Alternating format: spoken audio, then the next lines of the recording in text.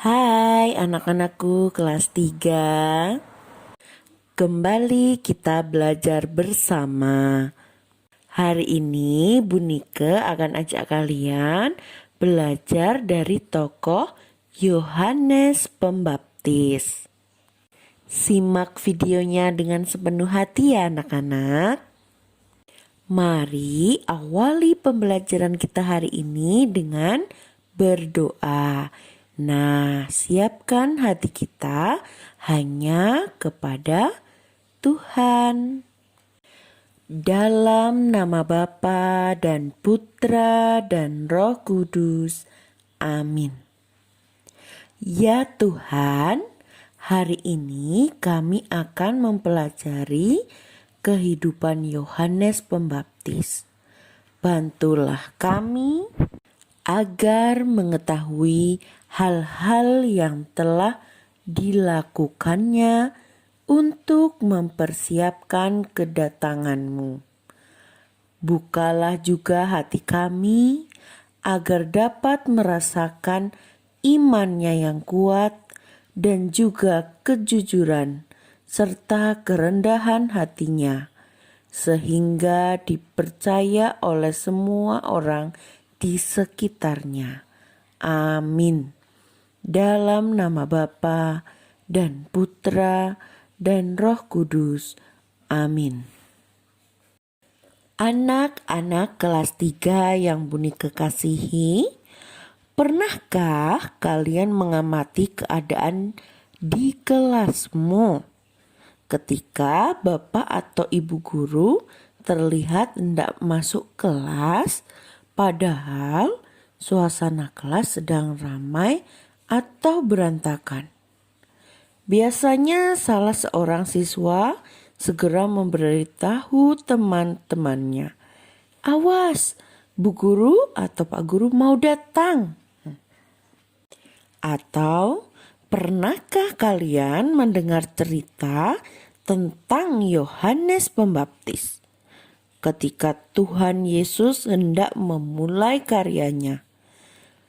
Yohanes Pembaptis mendahuluinya untuk mempersiapkan jalan bagi Tuhan dengan mengajak semua orang bertobat. Mereka itu bisa disebut bentara atau pelayan yang mendahului untuk mempersiapkan atau mengkondisikan situasi agar sesuai dengan rencana. Rencananya siapa? Ya, rencananya Tuhan. Nah, coba sekarang anak-anak silakan amati gambar berikut ini ya. Nah, siapa yang pernah mengalami seperti gambar yang pertama ini? Ketika kesulitan mengerjakan soal, biasanya anak-anak gelisah. Selanjutnya muncul banyak godaan, seperti menyontek dari buku atau teman. Di sini, kejujuran dan keberanian untuk mengakui kekurangan adalah tantangan terbesar anak-anak masa kini. Kemudian gambar yang kedua, PlayStation atau gadget adalah mainan masa kini yang sangat menarik. Anak-anak dihadapkan pada pilihan tetap bermain game atau belajar, bermain game atau membantu orang tua. Apalagi mainan PlayStation atau gadget yang berbayar tentu membutuhkan uang.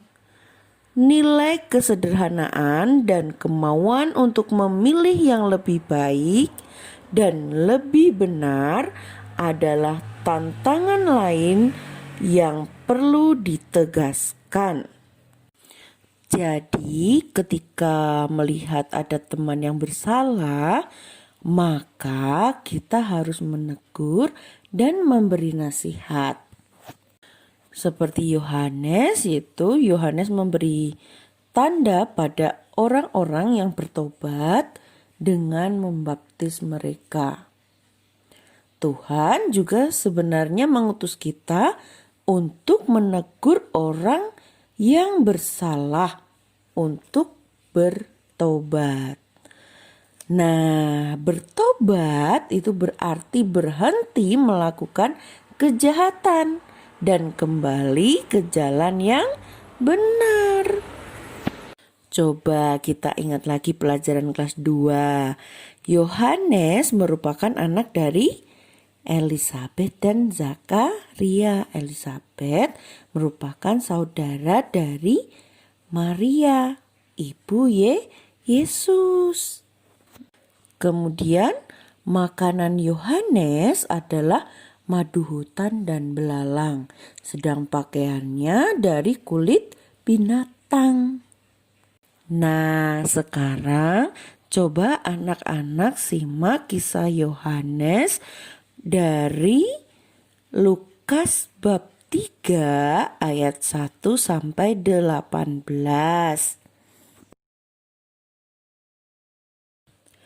Dalam tahun ke-15 dari pemerintahan Kaisar Tiberius, ketika Pontius Pilatus menjadi wali negeri Yudea dan Herodes raja wilayah Galilea, Filipus saudaranya raja wilayah Iturea dan Trakonintis, dan Lisanias raja wilayah Abilen. Pada waktu Hanas dan Kayafas menjadi imam besar, datanglah firman Allah kepada Yohanes, anak Zakaria, di padang gurun. Pada waktu itu, datanglah Yohanes ke seluruh daerah Yordan dan menyerukan, "Bertobatlah dan berilah dirimu dibaptis, dan Allah akan mengampuni dosamu." Seperti ada tertulis dalam kitab nubuat-nubuat Yesaya, ada suara yang berseru-seru di padang gurun, "Persiapkanlah jalan untuk Tuhan, luruskanlah jalan baginya." Setiap lembah akan ditimbun dan setiap gunung dan bukit akan menjadi rata. Yang berliku-liku akan diluruskan, yang berlekuk-lekuk akan diratakan. Dan semua orang akan melihat keselamatan yang dari Tuhan. Lalu ia berkata kepada orang banyak yang datang kepadanya untuk dibaptis. Katanya, "Hai kamu keturunan ular beludak, siapakah yang mengatakan kepada kamu melarikan diri dari murka yang akan datang? Jadi hasilkanlah buah-buah yang sesuai dengan pertobatan. Dan janganlah berpikir dalam hatimu, 'Abraham adalah bapa kami,' karena aku berkata kepadamu, Allah dapat menjadikan anak-anak bagi Abraham dari batu-batu ini. Kapak sudah tersedia pada akar pohon, dan setiap pohon yang tidak menghasilkan buah yang baik akan ditebang dan dibuang ke dalam api." Orang banyak bertanya kepadanya, "Jika demikian, apakah yang harus kami perbuat?" Jawabnya, "Barang siapa mempunyai 2 helai baju, hendaklah ia membagikannya dengan yang tidak punya. Dan barang siapa mempunyai makanan, hendaklah ia berbuat juga demikian." Ada datang juga pemungut cukai untuk dibaptis, dan mereka bertanya kepadanya, "Guru, apakah yang harus kami perbuat?" Jawabnya, "Jangan menagih lebih banyak daripada yang telah ditentukan bagimu." Dan prajurit bertanya juga kepadanya, "Dan kami, apakah yang harus kami perbuat?" Jawab Yohanes kepada mereka, "Jangan merampas dan jangan memeras, dan cukupkanlah dirimu dengan gajimu." Tetapi karena orang banyak sedang menanti dan berharap, dan semuanya bertanya dalam hatinya tentang Yohanes, kalau-kalau ia adalah Mesias. Yohanes menjawab dan berkata kepada semua orang itu, "Aku membaptis kamu dengan air, tetapi Ia yang lebih berkuasa daripadaku akan datang, dan membuka tali kasutnya pun aku tidak layak. Ia akan membaptis kamu dengan Roh Kudus dan dengan api."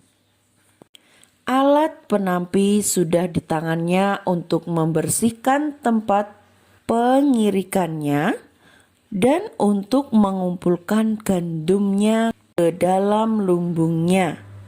Tetapi debu jerami itu akan dibakarnya dalam api yang tidak terpadamkan. Dengan banyak nasihat lain, Yohanes memberitakan Injil kepada orang banyak. Dari Injil tadi kita tahu, yang pertama, Yohanes Pembaptis mewartakan pertobatan. Yohanes Pembaptis dikenal sebagai sosok sederhana. Hidupnya diwarnai dengan puasa dan mati raga. Pesan yang dibawanya hanya satu, yaitu pertobatan. Jadi, misi utama Yohanes yaitu memulihkan hubungan manusia dengan Tuhan dan manusia dengan sesamanya. Yang kedua, apa sih arti tobat dalam kehidupan nyata sehari-hari? Sebagai manusia, melakukan kesalahan atau berbuat salah itu wajar. Tapi yang lebih penting adalah menyesalinya dan memperbaiki kesalahan itu dengan melakukan perbuatan-perbuatan yang baik. Lebih dari itu, kita harus berani mengajak orang lain bertobat. Artinya, memperbaiki kesalahan dengan perbuatan nyata. Nah, menurut Yohanes Pembaptis, berbagi dan berlaku jujur adalah kata kuncinya. Yang ketiga yaitu Yohanes Pembaptis mempersiapkan kedatangan Tuhan Yesus. Sebagaimana layaknya seorang bentara. Bentara itu pembantu raja. Yohanes Pembaptis pun dengan sadar mempersiapkan jalan bagi sang juru selamat. Dengan rendah hati ia mengatakan, "Aku membaptis kamu dengan air, tetapi Ia yang lebih berkuasa daripadaku akan datang dan membuka tali kasutnya pun aku tidak layak. Ia akan membaptis kamu dengan Roh Kudus dan dengan api." Kemudian yang keempat yaitu kita diutus untuk mengajak orang lain berani mengakui kesalahan. Sebagai pengikut Kristus, kita pun diutus untuk melakukan hal yang sama. Mengajak orang lain bertobat, artinya berubah menjadi orang yang lebih baik. Tentu saja untuk mengajak orang lain menjadi lebih baik. Kita sendiri pun harus selalu menjadi lebih baik.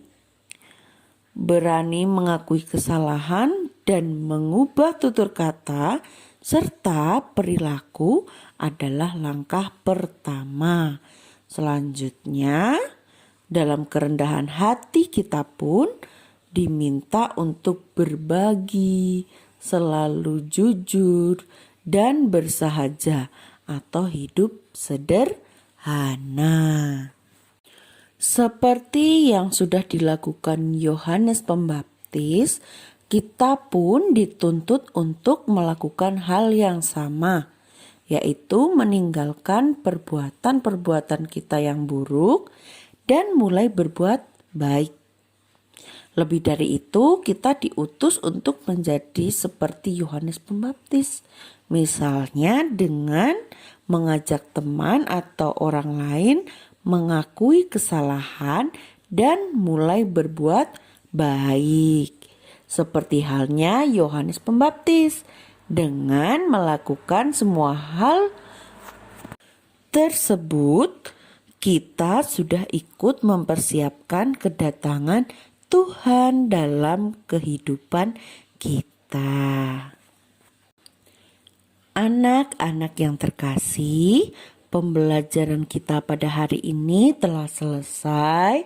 Mari kita akhiri pembelajaran kita dengan berdoa. Nah, coba bersiap dan siapkan hati kita hanya kepada Tuhan. Dalam nama Bapa dan Putra dan Roh Kudus. Amin. Ya Tuhan, terima kasih karena kami telah Kau ajari cara hidup yang benar menurut teladan Yohanes Pembaptis. Bantulah kami agar dapat selalu memperbaiki kesalahan kami dan terus berusaha untuk saling berbagi, jujur, dan hidup sederhana. Amin. Dalam nama Bapa dan Putra dan Roh Kudus. Amin.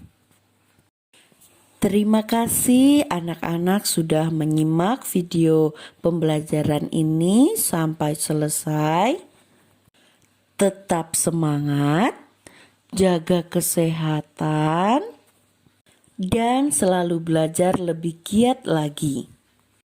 Tunggu video pembelajaran selanjutnya ya. Sampai jumpa.